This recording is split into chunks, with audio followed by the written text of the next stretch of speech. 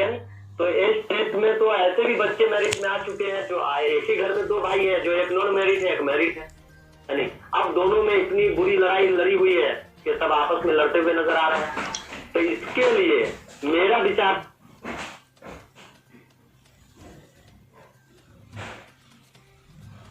और मेरी समझ लिहाजा हम करके एकजुट हो, क्योंकि सरकार नौकरी देगी। बात समझ में आ रही है ना रमेश जी? और सभी यानी कि जितने भी दर्शक सुन रहे हैं, हमारे हिंदी क्लब के भी जो सर हैं, उनसे भी आग्रह है कि वो मेरी बात को गौर करें और पॉइंट पकड़े। तो सरकार ये चाह रही है कि ये दोनों आपस में लड़ते रहे और हम लोग यानी कि नियुक्ति करें ही ना, और लड़ लड़ करके आपस में लड़ लें। और हमारा ये कहना है कि हम दोनों लड़े ना, बल्कि मैरिट और नॉन मैरिट जो भी है सबको क्वालिफाइड अगर माना गया, क्वालिफाइड हो, ताकि जल्दी से विज्ञापन निकले, हम लोग की काउंसलिंग हो और सरकार नौकरी देगी। इसमें हम लोग का ज्यादा क्या है? इसलिए हम सभी मिलकर के नौकरी की तलाश में घूमे, न कि मैरिट और नॉन मैरिट वाले चक्कर में पड़े। चलिए, इसमें कुछ कहना चाहेंगे तो कहिए।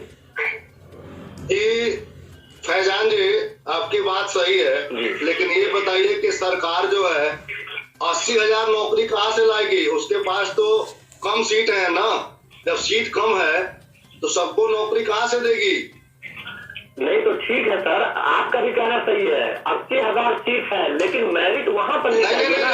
सीट 80,000 नहीं है, सीट कम है, सीट कम है। हाँ, कम है, पास है 80,000, सीट तो कम है और सीट से दुगना से भी ज्यादा लोग क्वालिफाई है। ठीक है सर, मैं इस चीज को आपको मान रहा हूँ, लेकिन मेरिट अगर सही देखा जाए तो सर्टिफिकेट के आधार पर बने ना।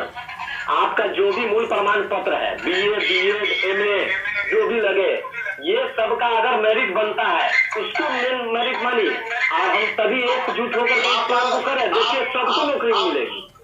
आप मेरे सिर्फ एक सवाल का जवाब दे दीजिए कि जब आप फॉर्म भरे थे स्टेट का, जब आप एग्जाम दिए थे स्टेट का, तो क्या उस समय आप यही मान करके चल रहे थे कि जितने भी लोग क्वालिफाई होंगे नियोजन इकाई में मेरिट बनेगा? क्या आप खुद बताइए, आप जब फॉर्म भरे, जब आप एग्जाम दिए, तो आप उस समय आप उस समय क्या सोच करके एग्जाम दिए, क्या सोच के फॉर्म भरे थे? नहीं, ठीक है सर, आपका कहना बिल्कुल परफेक्ट है कि क्या समझ करके, लेकिन वहां पर कुछ लोग ये भी सोच करके एग्जाम दिए थे कि क्वालिफाइड जो भी होगा उन सभी को उस लायक माना जाएगा। कोई नहीं दिया था एग्जाम। कोई सुनिए, ये जो है छोटे बच्चों का एग्जाम हुआ नहीं है। जो BEd है, ट्रेन है, वो क्या है कि माध्यमिक और उच्च माध्यमिक का एग्जाम है और सबका क्लियर था। जब विज्ञप्ति आया था तो बिल्कुल क्लियर था, एकदम बिल्कुल पारदर्शी था कि जितनी सीटें हैं इस विषय में उस हिसाब से एग्जाम लेना है। आनंद किशोर का अभी भी जो वीडियो है स्टेट एग्जाम का विज्ञप्ति निकलने से पहले कि जितनी सीटें हैं उसके अकॉर्डिंग ही हम लोग रिजल्ट देंगे, ये आप भी जानते हैं और सभी लोग जानते हैं। लेकिन ये जो है मैटर जो है, देखिए वही तो पूछिए, बिल्कुल बताएंगे आपको बताएंगे। 3 सब्जेक्ट का रिजल्ट रोका गया, ठीक है सर, 3 सब्जेक्ट का रिजल्ट रोक करके और बाद में जब और सब्जेक्ट का जब रिजल्ट दे दिया गया उस समय सब क्वालिफाइड था। फिर 3 सब्जेक्ट में इतना कैंडिडेट कहाँ से आ गया? यही तो पूछिए, क्या है नहीं जानते हैं तो पूछिए, अच्छी बात है। नहीं जानते हैं तो पूछिए, क्यों हुआ, कैसे हुआ, ये सब पूछिए। आपको जानकारी नहीं है इसका मतलब। देखिए, जो आप सब्जेक्ट की बात, हाँ सर बोलिए। देखिए, अगर आपको जानकारी रहता तो सबसे पहली बात कि ये जो है बिहार सरकार का शिक्षा विभाग रिजल्ट नहीं दिया था, BSCB जो है रिजल्ट प्रकाशित किया था, लेकिन एग्जाम जो है वह दूसरा जो है एक थर्ड पार्टी लिया था जिसका नाम है TCS, जानते हैं ना। तो BSCB ने लेटर में लिख करके उसको दिया था कि आपको इस तरह से एग्जाम देना है। अभी वो लेटर जो है वायरल भी हुआ था, आप देखे भी होंगे। लेकिन ये TCS ने गलती किया पहले और वह क्वालिफाइंग करके दे दिया और उसी गलती को बाद में सुधारा गया और सुधार करके मेरिट और नॉन मेरिट करके और ठीक से रिजल्ट दिया गया। वो सुधार हुआ है, गलती नहीं हुआ है।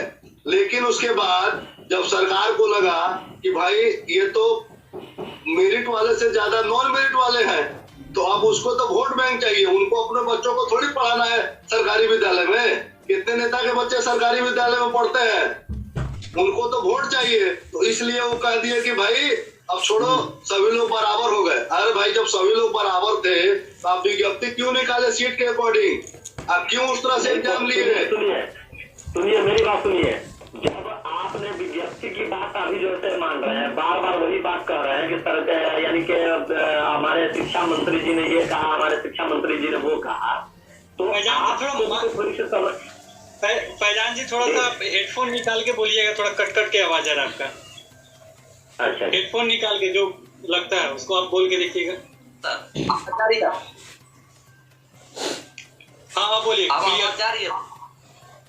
हाँ, कह रहा हूँ कि अभी रमेश जी जो कह रहे हैं, बार बार शिक्षा मंत्री की बात कर रहे हैं, उनकी सब बातों को दोहरा रहे हैं। ठीक है, उनकी हर बात को आप दोहरा रहे हैं, लेकिन कम से कम इतना भी तो आप देखिए कि शिक्षा मंत्री ने पहले एक गलती की, उसको सुधारा, अब फिर सुधार करके फिर गलती पे गलती वो कैसे करते चले जा रहे हैं। आखिर ये क्या काम है? मैंने शुरू में कहा था ना कि ये दोनों लड़ाने का काम हो रहा है। ना आपका काम होगा ना हमारा काम होगा, ना नॉन मेरिट वाले का काम बनेगा ना आपका बनेगा। तो बेहतर मैंने क्या कहा कि मेरिट अगर सही पूछा जाए, और ये क्या बोलते हैं पीसी भी बोलता है कि कभी भी जो हम लोग जो मेरिट जो बनाया जाए वो ये इसके आधार पे बनाया जाए, क्या बोलते हैं सर्टिफिकेट। तो बीए हो गया, बीएड हो गया, आपके पास पूरा मूल प्रमाण पत्र है, उससे न मेरिट आपको। देखिए फैजान जी, आपको मुझे लग रहा है कि थोड़ी सी जानकारी कम है। अभी देखिए आप जो बातें बता रहे हैं, देखिए यूपी हुआ, राजस्थान हुआ, हरियाणा हुआ, झारखंड हुआ, ये जितने भी ज्यादातर बिहार को छोड़ के जितने भी स्टेट हैं वे शिक्षक की नियुक्ति करते हैं, तो कोई भी एकेडमिक पे मेरिट नहीं बनाता है। अब कहाँ है जाके देखिए, टेट पे मेरिट बनता है, और टेट पे मेरिट करके बहाली हो रहा है। राजस्थान हो, हरियाणा हो, यूपी हो, झारखंड हो बगल में। आप ये बताइए, सुनिए मेरी बात सुनिए। मैंने क्या कहा सुनिए, शिक्षा मंत्री जब कह रहे हैं कि उनकी मेरिट जो है से उस बेस पे बने, तो फिर हम लोगों को भी तो कुछ समझनी चाहिए ना। आप भी जानकार हैं, वो तो आप ही जानेंगे, लेकिन मेरे अकॉर्डिंग मेरी बात सुनिए। शिक्षा मंत्री जब एक तरफ से शिक्षा मंत्री की आप बात मान रहे हैं, दूसरी तरफ से उनकी बातों को ठुकरा रहे हैं, और शिक्षा मंत्री बार बार ये कह रहे हैं कि जो क्वालिफाइड है वो भी और जो मेरिट में है वो भी, दोनों को इक्वल कर रहे हैं। उसके बाद फिर मेरिट की बात उन्होंने जब सर्टिफिकेट के आधार पे कहा, तो फिर हम लोग क्यों नहीं इसको मान रहे हैं? मैं तो ये कह रहा हूँ, सुनिए, शिक्षा मंत्री को भूल जाइए, बीएसईबी बोर्ड को भूल जाइए। अब आप जो है खुद अपनी बात बताइएगा, एक मेरे प्रश्न का उत्तर दीजिएगा, खुद आप बताइएगा। शिक्षा मंत्री को छोड़ दीजिए, उनको तो खैर राजनीति वाले लोग हैं वो लोग, उनको छोड़ दीजिए। आप बताइए फैजान जी कि आपका अगर कोई बच्चा है और उसको आपको किसी शिक्षक से शिक्षा दिलवाना है, तो दो शिक्षक है, एक शिक्षक लाया है 115 नंबर और एक शिक्षक लाया है 75 नंबर, आप किससे पढ़वाना पसंद करेंगे? अच्छा, एक 105 नंबर है, 175 नंबर, किसे पढ़वाना? देखिए एक शिक्षक जो है वह पात्रता परीक्षा में 115 नंबर लाया है और एक जो है 75 नंबर लाया है। आप अपने बच्चे को किससे शिक्षा दिलाना चाहेंगे? तो एक चीज, हाँ तो वही मैं बता रहा हूँ ना, मैं ये कह रहा हूँ शिक्षा किससे दिलवाना पसंद करेंगे। मैं अगर देखा जाए यहाँ पर तो स्टेट जो ये है, क्या एक पेपर जो लिया गया है उसको मैं शिक्षा का आधार नहीं मानूंगा। आप बताइए क्यों? इसलिए क्योंकि ये एमसीक्यू लेवल हो रहा है। सुनिए, जब उसको शिक्षा का आधार नहीं मान, एक मिनट, जब उसको शिक्षा का आधार नहीं मानना है, मेरी बात सुनिए, तो एनसीटी या कोई भी स्टेट लेती क्यों है पात्रता परीक्षा? लेना ही नहीं चाहिए था ना। सुनिए ना, सीटेट होता है, सुनिए, साल में 2 बार सीटेट होता है। हर एक स्टेट जो है पात्रता परीक्षा लेती है। जब एकेडमिक ही बढ़िया है आपके हिसाब से, तो क्यों लेना चाहिए? नहीं लेना चाहिए ना फिर तो पात्रता परीक्षा। बिना मतलब का टाइम का बर्बादी और खर्चा है। मेरी बात सुनिए ना, वो एकेडमिक वो जो पात्रता परीक्षा की जो बात आप कर रहे हैं, उससे किसी के ज्ञान का असल में पकड़ नहीं हो सकता है कि जो सीटेट में क्वालिफाई कर दिया, जो मेरिट में आ गया, वो जो चलिए बहुत बढ़िया बात बोले हैं, बहुत बढ़िया बात बोले हैं। अब सुनिए मेरी बात सुनिए, बहुत बढ़िया बात बोले हैं, बहुत बढ़िया जी। अभी बताइए, एक कोई व्यक्ति पीटीसी किया है, पीटीसी या डीएलएड किया है, ठीक है जी जी, और एक व्यक्ति कोई एमबीबीएस डॉक्टर है जी। किसको आप ज्ञानी मानते हैं? ज्ञान के हिसाब से एमबीबीएस डॉक्टर को, ठीक है जी। लेकिन एमबीबीएस डॉक्टर क्या बच्चों को पढ़ा लेगा? बोलिए, प्राइमरी क्लास के बच्चों को है? एमबीबीएस डॉक्टर या एमडी हो, वो क्या प्राइमरी क्लास के बच्चों को पढ़ा लेगा? शिक्षा दे पाएगा? नहीं दे पाएगा। डीएलएड वाला ही देगा, इंटर करके बीए करके। तो ज्ञान उससे नहीं है, ज्ञान है कि आपको बच्चे को शिक्षा देना है। तो शिक्षा देने के लिए आपको ट्रेंड होना पड़ता है, और ट्रेंड है तो कैसे ट्रेंड है उसी के लिए पात्रता परीक्षा होता है। अब बताइए किस शिक्षक से आप जो है अपने बच्चे को शिक्षा दिलवाना चाहेंगे? 115 नंबर वाले से या 75 नंबर वाले से?